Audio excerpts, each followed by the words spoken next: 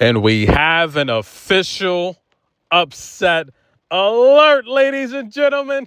This coverage, as always, brought to you via the Doctrine of Fair Use, the Fair Dealing, and the Digital Millennium Act. Victoria Mboko, ranked 156 on the World Tour, ladies and gentlemen, has just took a set off of Coco Gauff, the future of tennis.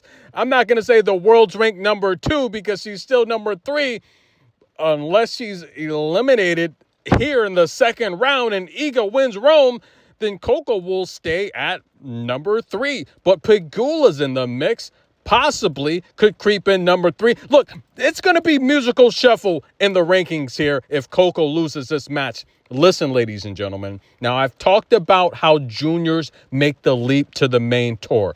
One of the most amazing things I see with Victoria's game is she's not afraid, ladies and gentlemen. She's not afraid of the big lights. She wants it. And that forehand, she is literally threading the needle against Coco. Coco's the fastest player on tour, the best defender. But Victoria's pretty explosive and athletic herself, ladies and gentlemen. She has averaged 11 break points per match in this tournament, ladies and gentlemen. 11 break points her last 3 matches here in Rome. She is putting a lot of pressure on her defenders. And did you see her speed? Coco hit her with a drop shot. She's so fast, she almost ran into the net. She took her eyes off the ball for a split second. Now, Victoria, guys, in terms of juniors coming up to the main tour, very rarely do we see a junior, 18 years old, hanging around that cutoff line between making a main tour. And I'm going to tell you right here, a main tour draw for a slam. And I'm going to tell you right now, ladies and gentlemen, at 156, she's going to pick up more points.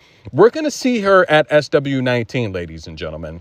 But the question is, will she make the French Open? I think she will. She's playing great tennis, and I don't think there's many players on tour that can hang with her athletic ability. Right now, she's giving Coco Gauff a handful. I'm not sure if Coco came out a little flat-footed, took it a little easy in the first set. Look, it's been over a week since she played the final against Aryna Sabalenka, which she probably should have won. She should have held on and won that second set.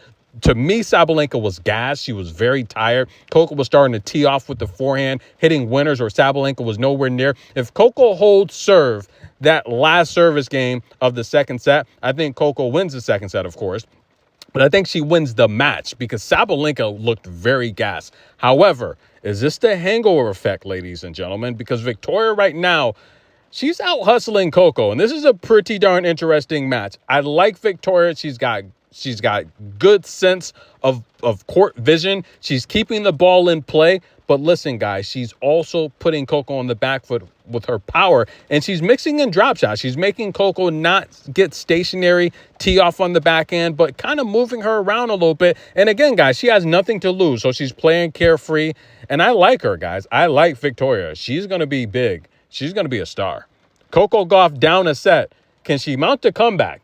Get your popcorn, folks. Buckle your seatbelts. We might be in for a ride.